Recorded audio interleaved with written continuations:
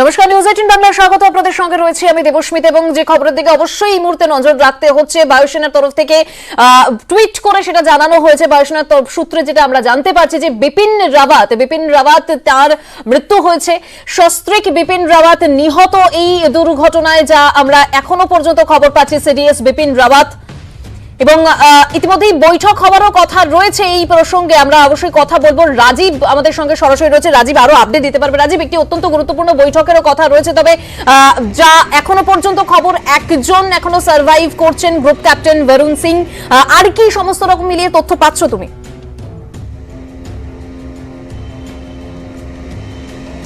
দেবস্মিতা, দেখো, তোমাকে জানিয়ে রাখি যে 14 জন ছিলেন সেই বায়ুসেনার বিমানে এবং 14 জনের মধ্যে 13 জনের ইতিমধ্যে মৃত্যু হয়েছে এবং একজন এখনো মৃত্যুর সঙ্গে পাঞ্জা লড়ছেন। এই 13 জনের মধ্যেই রয়েছেন সিডিএস বিপিন রাওয়াত এবং তার ওয়াইফ। এবং এই যে 13 জন মারা গিয়েছেন, এই 13 জন কারা, দেহ দেখে, তাদের মৃতদেহ দেখে শনাক্তকরণ করা যাচ্ছে না। তার কারণ এতটাই ঝলসে গিয়েছে প্রত্যেকটি দেহ। সেই কারণে ডিএনএ পরীক্ষা করে তাদের আইডেন্টিফাই করা হবে, এমনটাই জানা গিয়েছে। এবং আমি এখন রয়েছি বিপিন রাওয়াতের বাড়িতে, দিল্লিতে।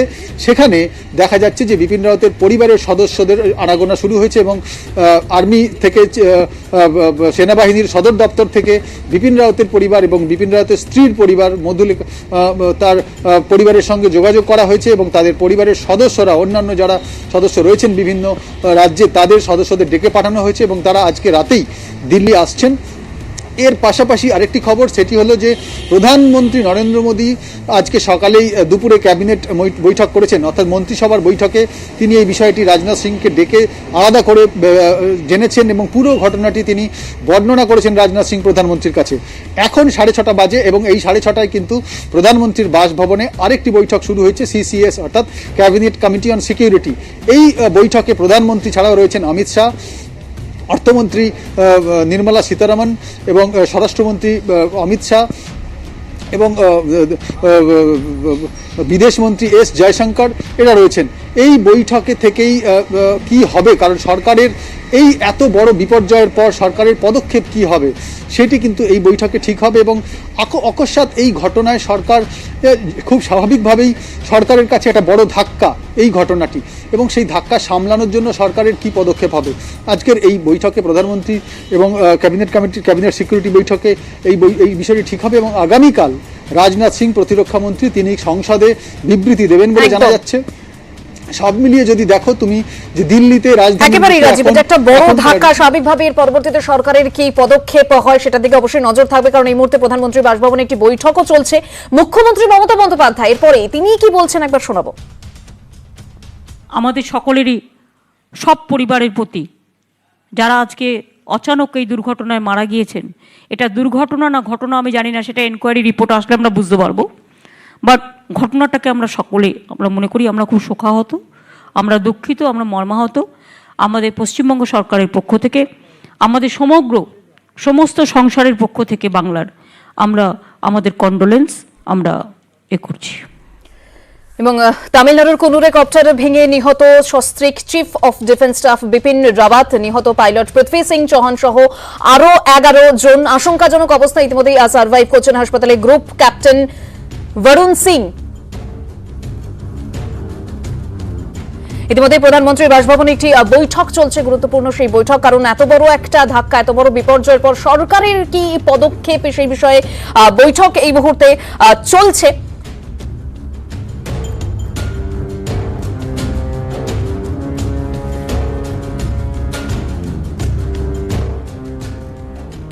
রোদ ঝলমলে দিন, আর সেই দিনেই পাহাড়ে আছড়ে পড়ল চিফ অফ স্টাফের কপ্টার। যান্ত্রিক ত্রুটি নাকি নাশকতা, উত্তর খুঁজছেন গোয়েন্দারা।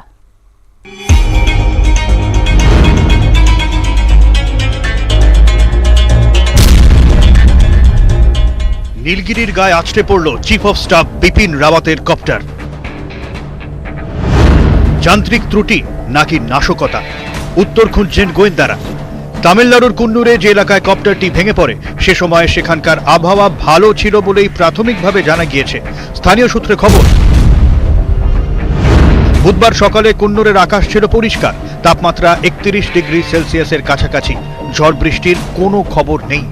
এমন রোদ ঝলমলে দিনে কেন ভেঙে পড়ল রাওয়াতের কপ্টার, তাও আবার MI-17 মতো অত্যাধুনিক কপ্টার, যা তৈরি হয়েছে দুর্গম এলাকায় অভিযান চালানোর জন্য। তবে কি কোনো যান্ত্রিক ত্রুটি ছিল কপ্টারে? কিন্তু দেশের সেনাবাহিনীর চিফ অফ ডিফেন্স স্টাফ যে কপ্টারে যাচ্ছেন তার স্বাস্থ্য পরীক্ষা তো কয়েক ধাপে হওয়ার কথা, সেই কপ্টারে এমন ত্রুটি থাকে কিভাবে? ভিআইপি হেলিকপ্টারদের যে চেকস হয়, ভেরি ডিটেল চেকস করা হয়। গাফিলতি ত্রুটি একেবারে ইম্পসিবল। প্রবলেমটা হচ্ছে এই এয়ারফ্রেমটা Mi-17 হচ্ছে 1960-70s টেকনোলজি, আর এটাকে আপগ্রেড করেছে নিশ্চয়ই, কিন্তু বুড়ো যে বুড়ো সে বুড়ো। তবে কি নাশকতা? দেশের 26তম সেনা প্রধান ছিলেন বিপিন রাওয়াত। 2020 সালে চিফ অফ ডিফেন্স স্টাফের দায়িত্ব পান। 3 সামরিক বাহিনীকে অত্যাধুনিক করার উদ্যোগ নেন। প্রতি পদে চীন এবং পাকিস্তানের সঙ্গে চোখে চোখ রেখে কথা বলতেন তিনি। তবে কি এই ঘটনার নেপথ্যে কোনো শত্রু দেশের অঙ্গুলি হেলন রয়েছে? জেনারেল বিপিন রাওয়াত একটা লেকচার দিয়েছিলেন যেখানে উনি বায়োলজিক্যাল ওয়ারফেয়ারের সম্বন্ধে কথা বলেছেন, আর উনি এটাও বলেছিলেন যে চায়না এতে অনেকটা এগিয়ে গিয়েছে আর আমাদের তৈরি থাকা দরকার।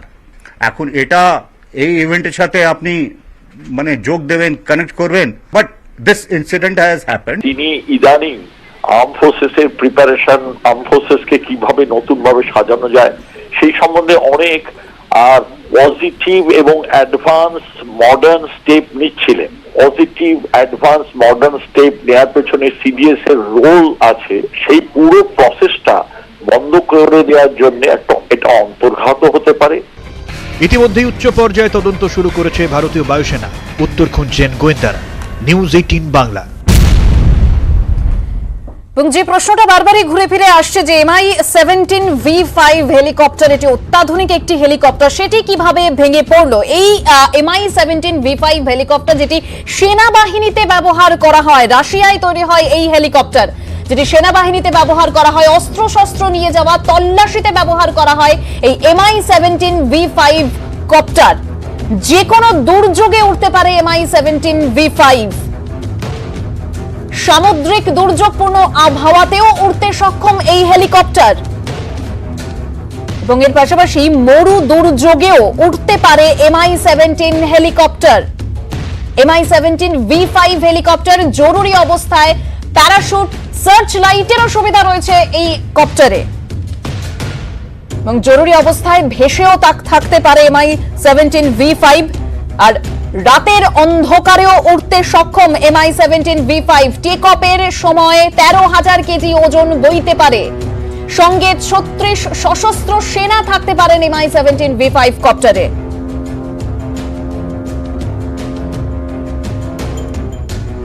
রাতের অন্ধকারে উঠতে সক্ষম MI-17 V5।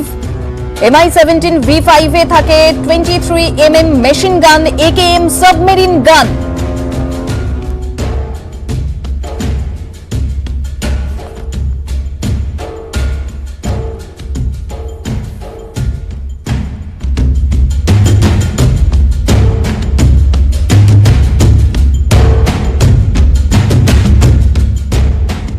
আর আজকের এই ঘটনা মনে করিয়ে দিচ্ছে পেছনে ফেলে আসা অনেক দুর্ঘটনার কথা। 2009 কপ্টার দুর্ঘটনায় প্রাণ হারান অন্ধ্রপ্রদেশের মুখ্যমন্ত্রী রাজশেখর রেড্ডি। চপার দুর্ঘটনায় মৃত্যু হয় অরুণাচলের মুখ্যমন্ত্রী দর্জি খান্ডুর। বিমান দুর্ঘটনায় পড়েও অল্পের জন্য প্রাণে বেঁচেছেন রাহুল গান্ধীও। দেখাবো।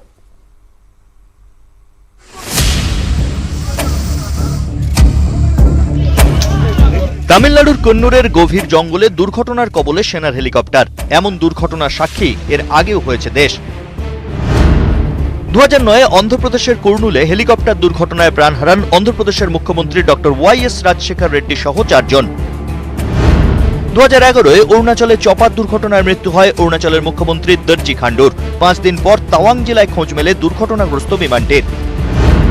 2013 উত্তরপ্রদেশের রায়বেরিল থেকে ব্যক্তিগত বিমানে দিল্লি ফেরার সময় দুর্ঘটনার মুখে পড়ে রাহুল গান্ধীর বিমান। অল্পের জন্য দুর্ঘটনা থেকে রক্ষা পান রাহুল। 2011 অরুণাচল প্রদেশের তাওয়াং সিভিল হেলিপ্যাডের কাছে কপ্টার দুর্ঘটনা। গৌহাটিমুখী বিমানে 19 যাত্রীর মৃত্যু। 95 জম্মুর কাটরা জেলায় বৈষ্ণোদেবী কপ্টারে দুর্ঘটনা, 6 তীর্থযাত্রীর মৃত্যু হয়। 2017-এ দুর্ঘটনায় কবলে পড়ে মহারাষ্ট্রের মুখ্যমন্ত্রী দেবেন্দ্র ফডনবিসের বিমান উঠতে না উঠতেই দুর্ঘটনা, তাই অল্পের জন্য প্রাণে বেঁচে যান মুখ্যমন্ত্রী। নিউজ 18 বাংলা। ইন্ডিয়ান এয়ারফোর্সের তরফ থেকে টুইট করে বিপিন রাওয়াত এবং সস্ত্রীক বিপিন রাওয়াত তারা যে নিহত এই বিষয়টি কনফার্ম করা হয়েছে এবং ইতিমধ্যেই একজন সার্ভাইভ করছেন গ্রুপ ক্যাপ্টেন। এই বিষয়ে আমরা অবশ্যই কথা বলবো। জেনারেল শঙ্কর রায় চৌধুরী আমাদের সঙ্গে টেলিফোন লাইনে রয়েছেন। আপনার কাছ থেকে জানতে চাইব, দেশের 26তম সেনাপ্রধান ছিলেন বিপিন রাওয়াত, তিনি সস্ত্রীক নিহত, কি বলবেন? 26তম সেনাপ্রধান উনি কিন্তু প্রথম চিফ অফ ডিফেন্স স্টাফ। এইটা বহুদিন ধরে আমরা চেষ্টা করছিলাম যে চিফ অফ ডিফেন্স স্টাফ যাতে আমাদের অনুষ্ঠিত হয়, সেটা কোনো কারণে করা হয়নি। আমরা সবাই নিজের সময় চিফ অফ ডিফেন্স স্টাফ করার চেষ্টা করেছি, কিন্তু আমরা বন্ধ হচ্ছি রাজনৈতিক কারণে এটা করা হয়নি। জেনারেল বিপিন রাওয়াত, বিপিন রাওয়াত 26তম চিফ অফ আর্মি স্টাফ আর প্রথম চিফ অফ ডিফেন্স স্টাফ, উনি আমাদের পক্ষে গুরুতর লোকসান। আমি আশা করব যে এখন এই যে system chief of defence staff এটা থাকবে এবং আমরা শিগগিরই দ্বিতীয় চিফ অফ ডিফেন্স স্টাফের সিলেকশন করবো। এতে নানা জিনিস দেখতে হবে। প্রথম কথা অবশ্যই সিনিয়রিটিটা দরকার। এখন সিনিয়র মোস্ট আর্মি হবেন না, সিনিয়র মোস্ট নেভি অ্যাডমিরাল হবেন না, সিনিয়র মোস্ট এয়ারফোর্সের এয়ার চিফ মার্শাল হবেন, সেই দেখে এখন আমাদের নির্ধারণ করতে হবে যে চিফ অফ ডিফেন্স স্টাফ কাকে বসানো যায়। বেশ, ধন্যবাদ।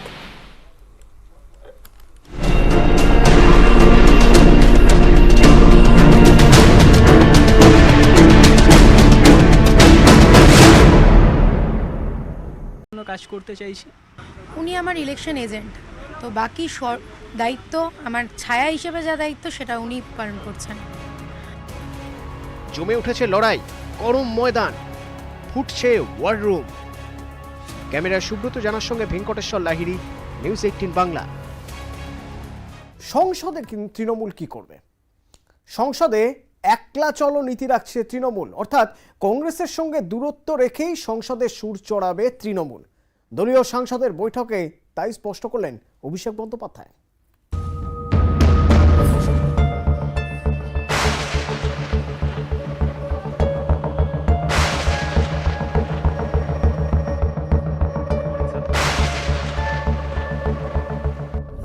কংগ্রেস ডিপ ফ্রিজে চলে গেছে বলছে তৃণমূল। সংসদের অন্দরেও কংগ্রেসকে দূরে সরিয়ে রেখে মোদী বিরোধী প্রধান শক্তি হিসেবে নিজেদের তুলে ধরতে চাইছে ঘাসফুল শিবির। মঙ্গলবারও কংগ্রেসের ডাকা বৈঠকে যায়নি তৃণমূল। এদিন দলের সাংসদের সঙ্গে বৈঠক করেন অভিষেক বন্দ্যোপাধ্যায়। সূত্রের খবর, বৈঠকে তিনি স্পষ্ট বুঝিয়ে দেন কংগ্রেসের সঙ্গে দূরত্ব বজায় রেখে চলবে তৃণমূল।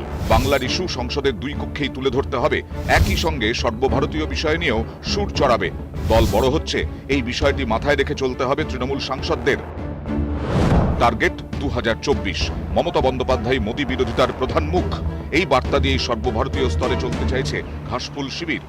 আমাদের সঙ্গে অন্য কোনো দলের, বিশেষ করে কংগ্রেস দলের সঙ্গে তো আমাদের কোনো জোট নেই। আমরা ইস্যু ভিত্তিক কখনো কখনো যৌথ কর্মসূচিতে সামিল হই। মঙ্গলবার রাজ্যসভায় সাসপেন্ডেড সাংসদদের সঙ্গে ধর্নায় সামিল হন অভিষেক বন্দ্যোপাধ্যায়ও। অপোজিশন এমপিরা সাধারণ মানুষের দাবি দাবা নিয়ে যদি সরব হয়, তাদের সাসপেন্ড করে দেওয়া হচ্ছে, গায়ের জোরে সংসদ চালানো হচ্ছে। এই দ্বিচারিতা তো চলতে পারেন। তারা ফ্লোরে দাঁড়িয়ে গালাগালি দিচ্ছে, অশ্রাব্য ভাষা, অশ্লীল ভাষা, অসমীচীন ভাষা। সাংসদদের শৃঙ্খলাতেও বাড়তি নজর তৃণমূলের। মঙ্গলবারের বৈঠকে ছিলেন না 4 সাংসদ, নুসরাত জাহান, মিমি চক্রবর্তী, শিশির অধিকারী এবং দিব্যেন্দু অধিকারী। সূত্রের খবরের মধ্যে শিশির এবং দিব্যেন্দু দলে আছেন বলেই মনে করে না তৃণমূল নেতৃত্ব। মিমি, নুসরাতকে শোকজের সিদ্ধান্ত নেওয়া হয়েছে। নিউজ 18 বাংলা।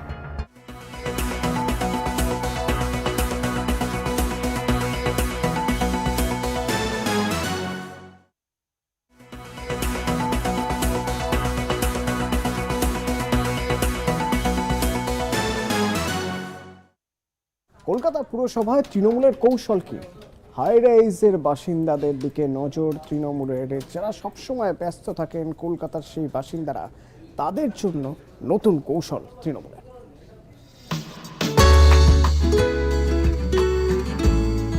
কলকাতা এখানে আকাশ ছোঁয়া, রাস্তার ধুলো বালি জলকলের ছোঁয়াচ থেকে অনেক দূরে থাকা বহুতলের সাজানো ফ্ল্যাটে ভোটের ইস্যুও আলাদা। পুরসভা নির্বাচনে বিচ্ছিন্ন দ্বীপের মতো ফ্ল্যাট বাড়ির ভোটের দিকে বিশেষ নজর তৃণমূলের। ভবানীপুর, রাসবিহারী, বালিগঞ্জের মতো এলাকাগুলিতে প্রচুর বহুতল। অভিজাত বহুতলের বাসিন্দাদের ভোট দানের হার কম। বহুতলের বাসিন্দারা উচ্চবিত্ত, অনেকেই অবাঙালি। সরকারি প্রকল্প অনুদানের উপর বহুতলের বাসিন্দারা নির্ভরশীল নন। ভবানীপুর উপনির্বাচনেও বহুতলের মন পেতে বাড়তি নজর দিয়েছিল ঘাসফুল শিবির। ভবানীপুরের ক্ষেত্রে 2021-এর বিধানসভা নির্বাচনের ক্ষেত্রে যে ফল হয়েছিল, বহুতল নিয়ে আলাদা। তামিলনাড়ুর কুন্নুরে কপ্টার ভেঙে ইতিমধ্যে নিহত সস্ত্রীক বিপিন রাওয়াত সহ আরো 11 জন এদের মৃত্যুর খবর পাওয়া যাচ্ছে নিহত, এবং ইতিমধ্যে একজন সার্ভাইভ করছেন। গ্রুপ ক্যাপ্টেন বরুণ সিং এয়ারফোর্সের তরফ থেকে টুইট করে এটি কনফার্ম করা হয়েছে, এবং মোদির প্রধানমন্ত্রী নরেন্দ্র মোদী তিনিও টুইট করেছেন, অমিত শাহ তিনিও টুইট করেছেন। MI-17V5 এটি অত্যাধুনিক একটি হেলিকপ্টার। এই অত্যাধুনিক হেলিকপ্টার কেন বলা হচ্ছে, ঠিক কি বৈশিষ্ট্য রয়েছে MI-17V5 এর, আপনাদেরকে দেখাবো সেটাই। রাশিয়ায় তৈরি হয় MI-17V5 হেলিকপ্টার, সেনাবাহিনীতে ব্যবহার করা হয় MI-17V5। অস্ত্রশস্ত্র নিয়ে যাওয়া, তল্লাশিতেও ব্যবহৃত হয় এই কপ্টার। সামুদ্রিক দুর্যোগপূর্ণ আবহাওয়াতেও উঠতে সক্ষম MI-17V5, এবং তার পাশাপাশি মরু দুর্যোগেও উঠতে পারে এই হেলিকপ্টার। সামুদ্রিক দুর্যোগপূর্ণ আবহাওয়াতে উঠতে যেরকম সক্ষম, সেরকমই মরু দুর্যোগেও উঠতে পারে MI-17V5 হেলিকপ্টার। জরুরি অবস্থায় প্যারাশুট, সার্চ লাইটের ব্যবস্থাও রয়েছে এই কপ্টারে, এবং জরুরি অবস্থায় ভেসেও থাকতে পারে MI-17V5। রাতের অন্ধকারেও উঠতে সক্ষম, টেক অফের সময় 13,000 কেজি ওজন বইতে পারে MI-17V5।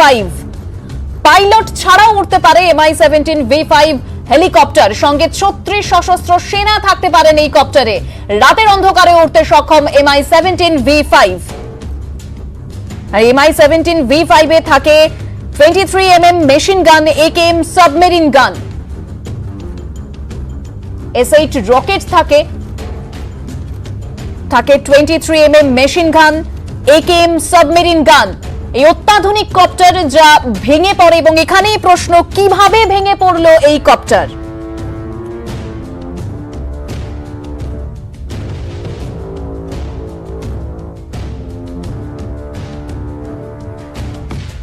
নিহত সিডিএস বিপিন রাওয়াত এবং তার স্ত্রী মধুলিকা রাওয়াত ইতিমধ্যেই সার্ভাইভ করছেন। গ্রুপ ক্যাপ্টেন বরুণ সিং এখনো পর্যন্ত এয়ারফোর্সের তরফ থেকে টুইট করে এটি কনফার্ম করা হয়েছে। তবে একটাই প্রশ্ন বারবারই ঘোরাফেরা করছে, MI-17V5 হেলিকপ্টার যেটি অত্যাধুনিক হেলিকপ্টার, সেটি কিভাবে ভেঙে পড়লো? দুর্ঘটনা নাকি অন্য কিছু, তা নিয়ে তদন্ত।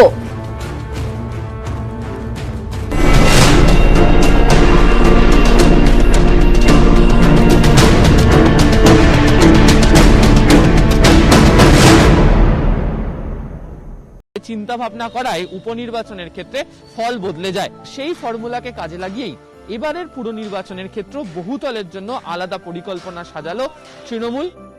এবার বহুতলেও ঘরে ঘরে পৌঁছতে চাইছে তৃণমূল।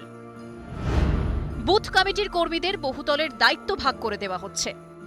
বুথ কর্মীদের দায়িত্ব দেওয়া হয়েছে যে 5টা-10টা করে বাড়ি বেছে নিয়ে নিজেদের মধ্যে, সেখানে তারা 100% ভোটার কিভাবে নামাবে সেটা তাদের উপরে দায়িত্ব দেওয়া হয়েছে।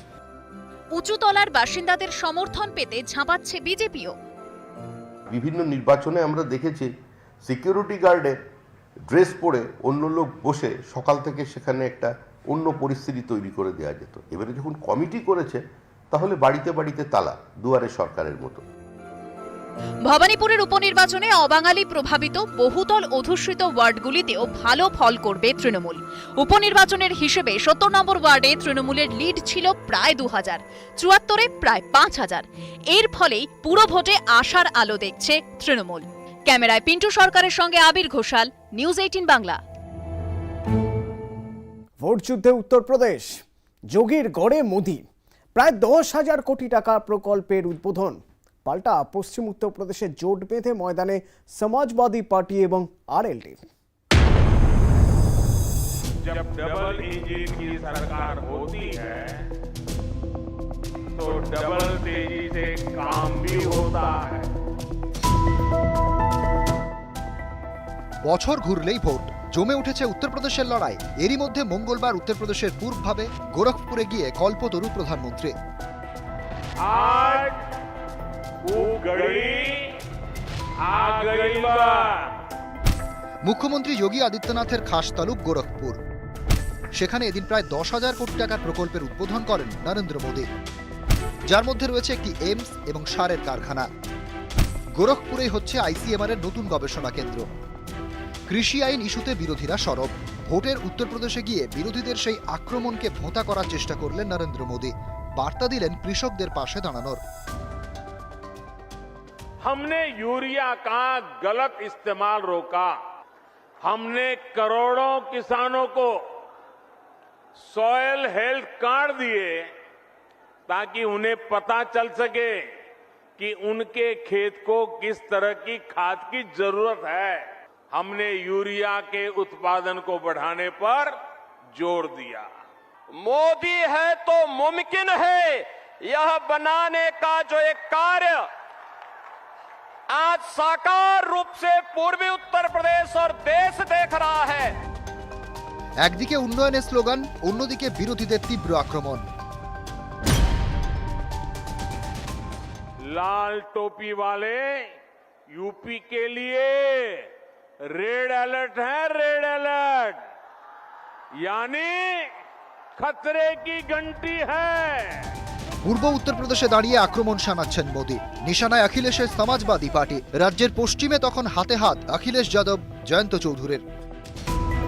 এবারের বিধানসভা ভোটে জোট করে ময়দানে নেমেছে সমাজবাদী পার্টি এবং রাষ্ট্রীয় লোক দল। ये झूठ का फूल लगातार झूठ बोल रहा है। लोग बदलाव चाहते हैं, यहाँ का किसान भारतीय जनता पार्टी का सफाया चाहता। অনেকে বলেন দিল্লির মসনদের রাস্তা লখনৌ হয়ে যায়। 24-এর ফাইনালে জয় নিশ্চিত করতে তাই উত্তরপ্রদেশ দখলে রাখতে মরিয়া গেরুয়া শিবির। টক্কর দিতে তৈরি বিরোধীরাও। ধর্ম আর জাতপাতের জটিল অঙ্ক পেরিয়ে শেষ হাসি কে হাসেন তা জানতে অপেক্ষা করতে হবে আগামী বছর পর্যন্ত।